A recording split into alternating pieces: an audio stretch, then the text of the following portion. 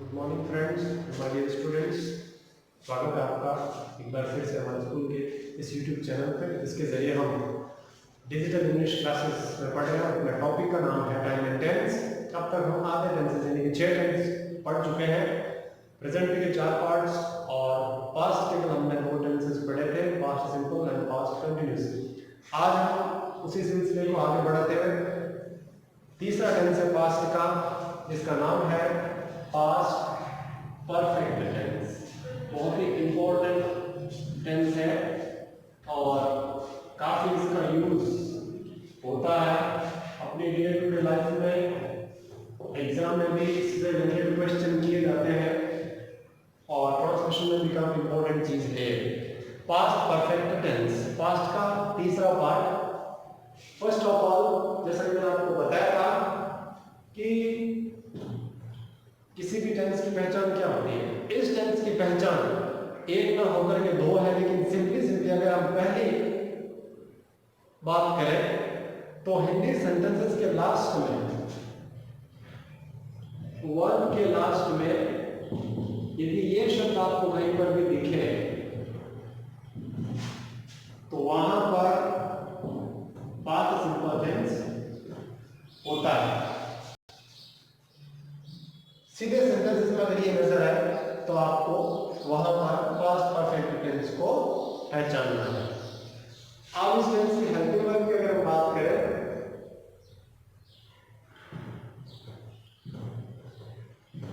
तो इस टेंस की हेल्पिंग वर्ब जो होती है वो है हैड। याद रहे, हैज हैव की सेकंड फॉर्म या पास्ट फॉर्म हैड होती है।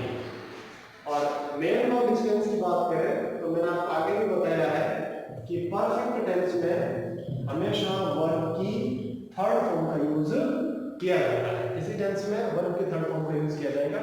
अगर फर्स्ट टाइम के इस टेंस को हम पास्ट परफेक्ट टेंस को दो टाइप के सेंटेंसेस में डिवाइड करेंगे। पहला जो है एक नॉर्मल लेवल का है, इसमें आपसे सिंपल सेंटेंसेस को देखेंगे। उसके बाद में दूसरी टाइप की कैटेगरी अलग है। फर्स्ट ऑफ ऑल, अगर आप पहले इस टेंस की बात करें तो मैंने आपको किसी भी टेंस से रिलेटेड 3 चीजें वो मैंने आपको बता रखी है। पहचान इसकी ये होती है, हेल्पिंग वर्ब इसमें ये होती है और मेन वर्ब के तौर पर वर्ब की थर्ड फॉर्म का यूज इसमें किया जाता है। अब सेंटेंसेस बनाना है तो किस तरीके से आप सेंटेंस बनाएंगे वो देखिए जरा। फॉर एग्जाम्पल, मैं यहाँ पर इसका एक सेंटेंस बनाता हूं, जैसे आई हैड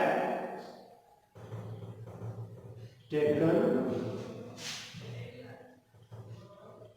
लंच। दूसरा सेंटेंस बनाता हूं, शी हैड नॉट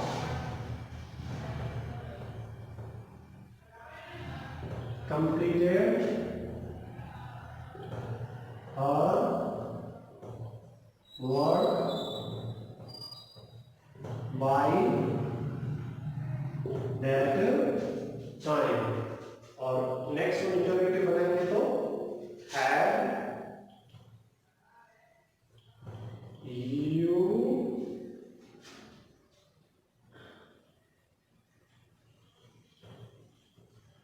एक अलग टाइप की वर्ब यूज कर लेते हैं, सबमिट। सबमिट का मतलब जमा करना। Have you submitted your project before Monday. Interrogative sentence है तो जाहिर सी बात है लास्ट में क्या आएगा, क्वेश्चन मार्क। ये है इसका इंटररोगेटिव सेंटेंस। अब आप डब्ल्यूएच वर्ड की बात करें तो डब्ल्यूएच वर्ड से सेंटेंस बनाऊंगा, Y had she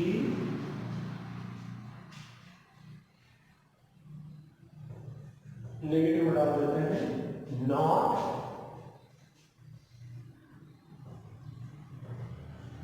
mad T for us.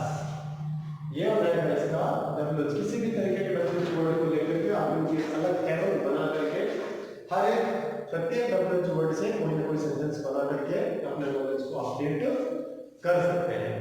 ये तो था सिंपल सा पास्ट परफेक्ट टेंस के बारे में बेसिक सिंपल इंफॉर्मेशन, लेकिन ये पर्याप्त नहीं है।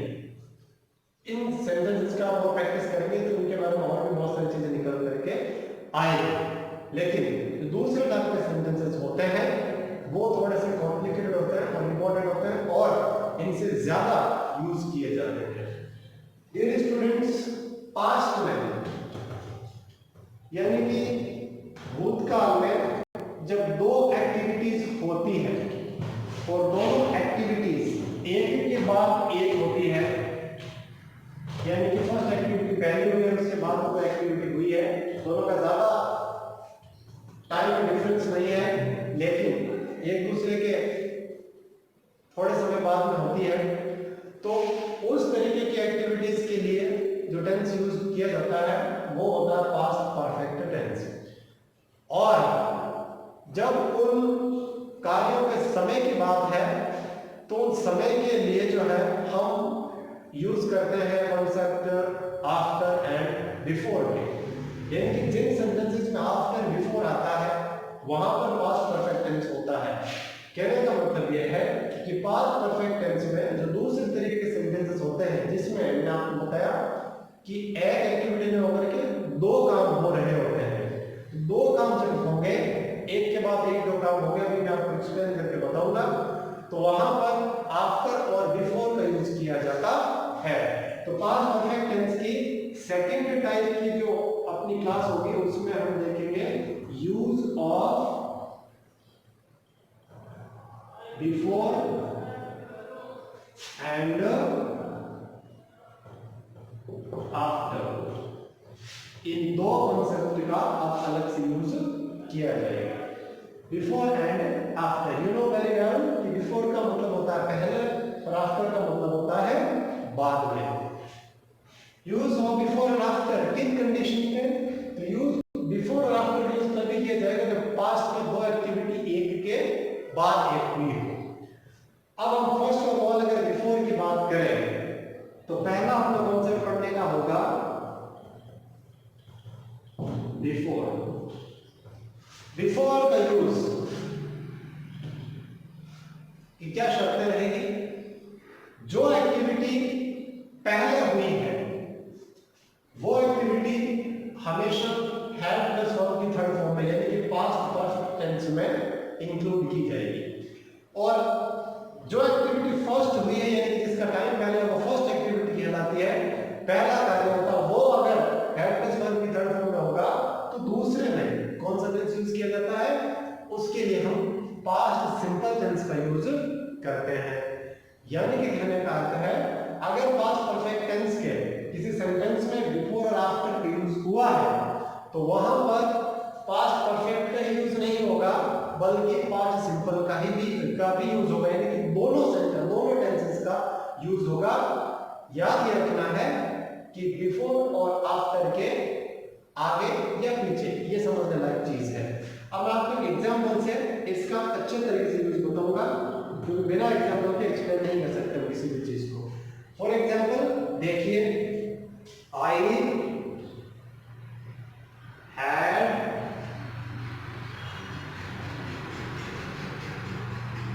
completed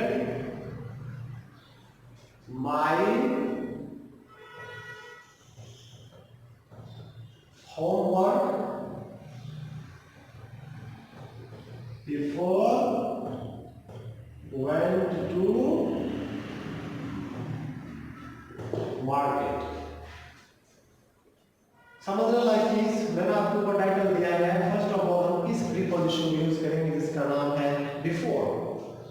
बिफोर के पहले। अब आप उसको आइडेंटिफाई कीजिए, जो टेंस है यहां से यहां तक ये पूरी एक एक्टिविटी है यानी कि ये पहला काम है। इसमें हमने हैड और कंप्लीटेड डिलीवर की तरफ का यूज किया है, तो जाहिर सी बात है एक्टिविटी फर्स्ट हो गई और एक्टिविटी फर्स्ट आपको साफ साफ दिख रहा है कौन सा टेंस है यहां पर? Past perfect tense. इसमें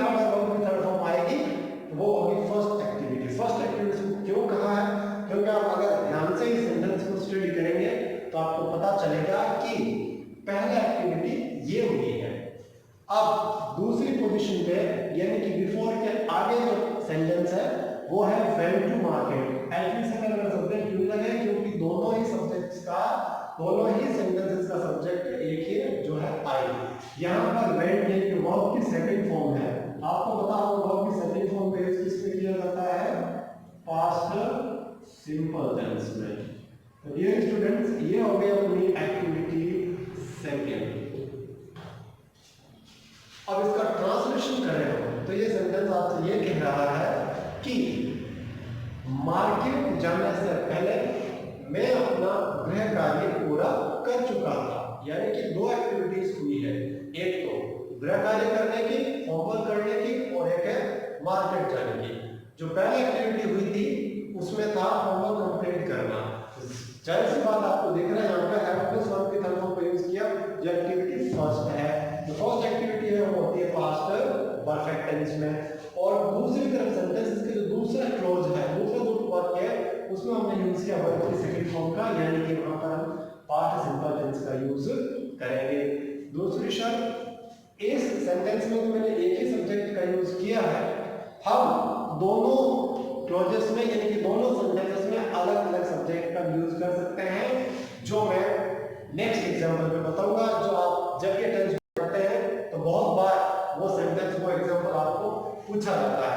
फॉर एग्जांपल मैं उसी को यहाँ पर लिखूंगा ताकि आपका कॉन्सेप्ट और बेटर तरीके से क्लियर हो सके। फॉर एग्जांपल देखिए, मैं आपको एक सेंटेंस लिखने जा रहा हूँ, जैसे the patient had died before the doctor came।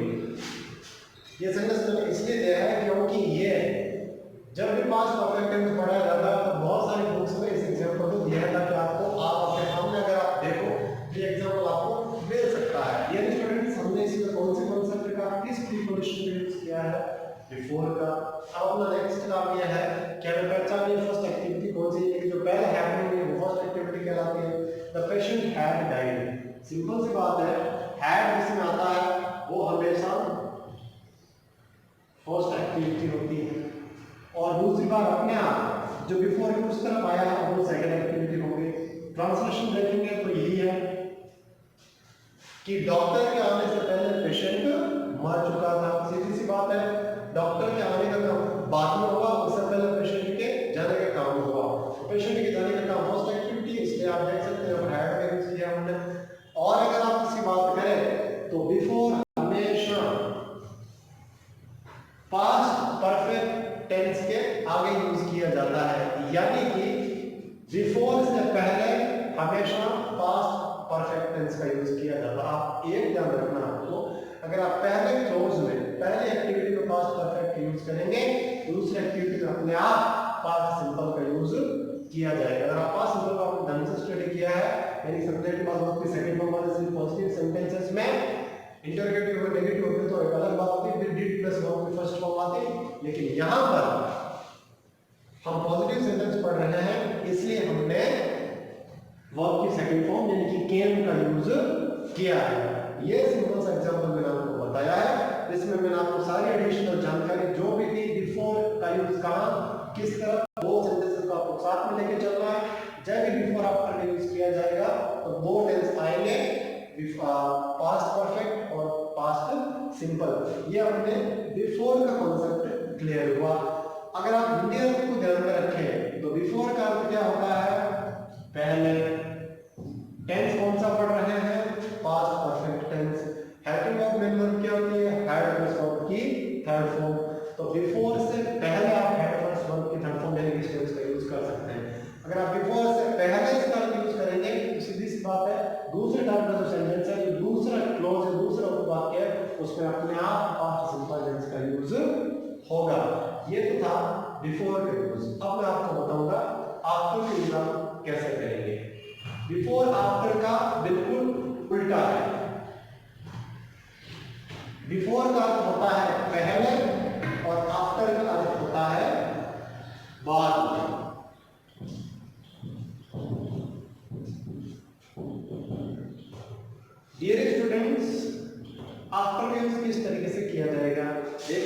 Example से क्लियर कर रहा हूँ, फिर हम डिटेल में इसको एक्सप्लेन करेंगे। जैसे आई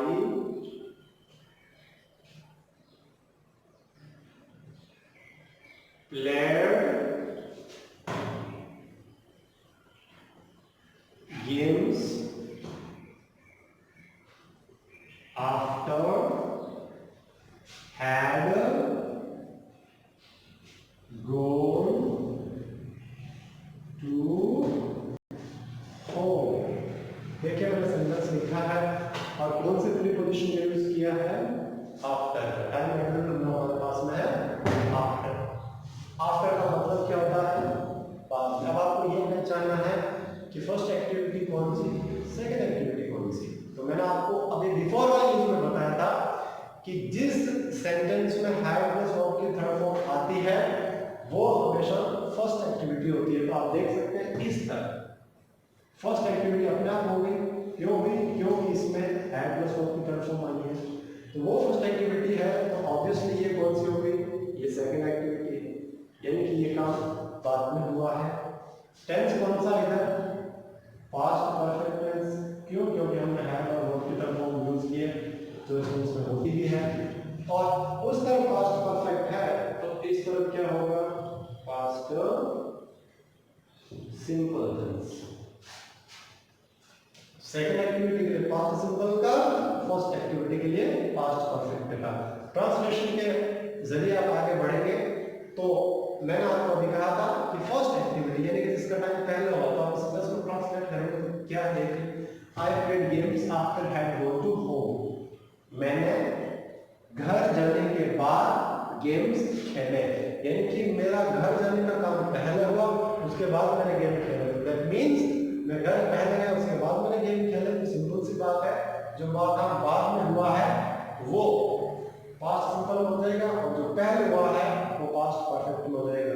जरूरी नहीं है जो इंग्लिश सेंटेंस में जो पहला है वो फर्स्ट एक्टिविटी हो, ये कोई जरूरी नहीं, कंपल्सरी नहीं है। ये तो आपको सेंटेंस पढ़ के आइडेंटिफाई करना पड़ेगा कि कौन सी एक्टिविटी फर्स्ट है, जो मैंने पर्याप्त उसके संकेत दे दिए हैं। इसमें हैड और वर्ब की थर्ड फॉर्म आती है, वो मोस्ट फर्स्ट एक्टिविटी होती है और वो कहां आती है, बिफोर के तो पहले और आफ्टर के बाद में। यानी पास्ट परफेक्ट टेंस का यूज बिफोर के पहले किया जाता है और आफ्टर के बाद में किया जाता है। अब मैं आपको दो एग्जांपल और देता हूं जिससे आपका ये कॉन्सेप्ट पूरी तरीके से क्लियर हो जाएगा।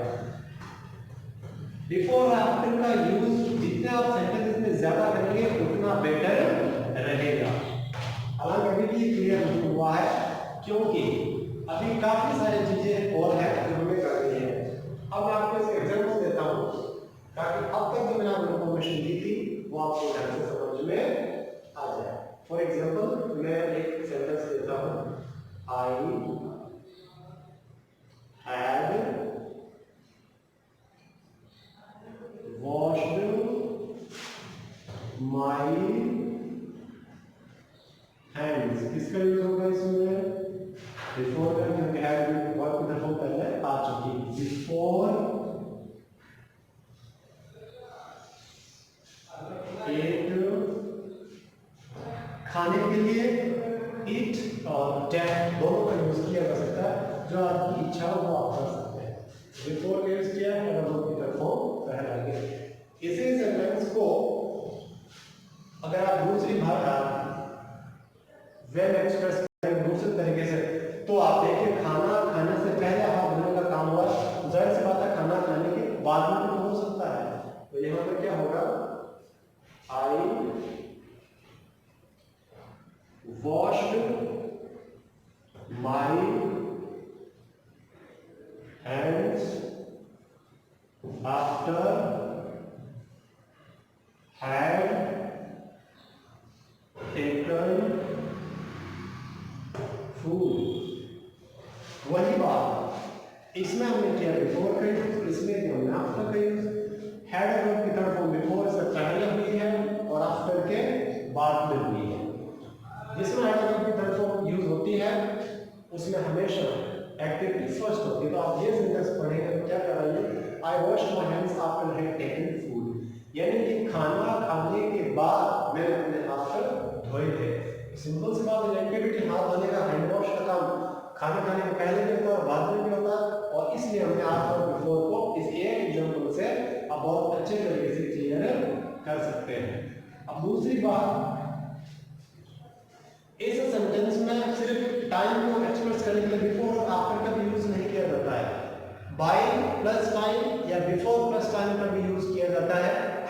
जो दूसरी तरीके की कैटेगरी होगी, दूसरी तरीके के सेंटेंस हो गए, उसको आप, जैसे मैं एग्जांपल देता हूं, इसमें हालांकि मैंने कम एग्जांपल से 4 एग्जांपल सेंटेंस को क्लियर किया है। जितने आप प्रैक्टिस करेंगे उतने सेंटेंसेस बहुत ज्यादा क्लियर हो जाएंगे, और इस तरह का क्वेश्चन है तो आप हमसे पूछ सकते हैं। अब बिफोर और बाय प्लस टाइम इसका भी इसमें यूज किया जाता है, use of by that time. Before का मैंने कहते, लेकिन यहाँ पर बिफोर मींस अलग संदर्भ में होता है, दो टेंस के साथ में नहीं। तो अपना नेक्स्ट टाइटल इसी टेंस में बन जाएगा, use of by that time and before. दो एग्जांपल से क्लियर करेंगे इस कॉन्सेप्ट को। जैसे मैं एक सेंटेंस लिखता हूं, जैसे I had completed that novel by that by that time से पहले आप इसका यूज कर सकते हैं, यानी कि मैं उस समय तक उस नॉवेल को कंप्लीट कर चुका था, यानी पूरा पढ़ चुका था। आप और भी यूज कर सकते हैं, जैसे शी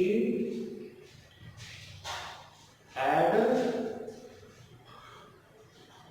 slept before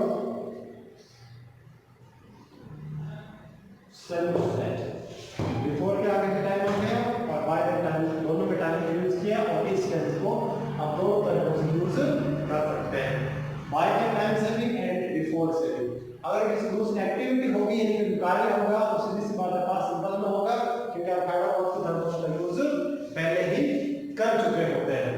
ये जो थी इस टेंस के बारे में सिंपल इंफॉर्मेशन थी। आप इस तरीके के सेंटेंसेस एक्सरसाइज में हम यूज पढ़ेंगे तो काफी पर्याप्त मटेरियल में आपके एग्जांपल दिए जाएंगे, जिनके जरिए आप अपने कॉन्सेप्ट को और क्लियर कर सकते हैं। तो डियर स्टूडेंट्स, ये मैं आपको पास्ट परफेक्ट टेंस के बारे में सिंपल इंफॉर्मेशन दी, बेसिक जानकारी दी। इसके जरिए आप किसी भी टेंस को, मैं पहले आपको कहा है, मैं आपको सिर्फ सेंटेंस के एबल बना रहा हूं। अगर आप सेंटेंस बनाना सीख जाएंगे तो आप टेंस के यूज और अपना स्पीकिंग में भी टेंस के यूज आप करना सीख जाएंगे। लेकिन सबसे पहले जिनको सेंटेंस आते हैं वो उनकी और ज्यादा प्रैक्टिस करें, जिनको नहीं आ रहा है वो अभी इसके जरिए अपने बेसिक नॉलेज को और इम्प्रूव कर सकते हैं। तो आई होप आपको ये वीडियो पसंद आया होगा। अपने दोस्तों से इसको शेयर कीजिए, अपने स्कूल से आप जुड़े रहिए, ताकि और आपको डिटेल में आगे इन्फॉर्मेशन दी जा सके, अपने पढ़ाई को मेंटेन रख सकते आप। तब तक के लिए stay happy, stay at home.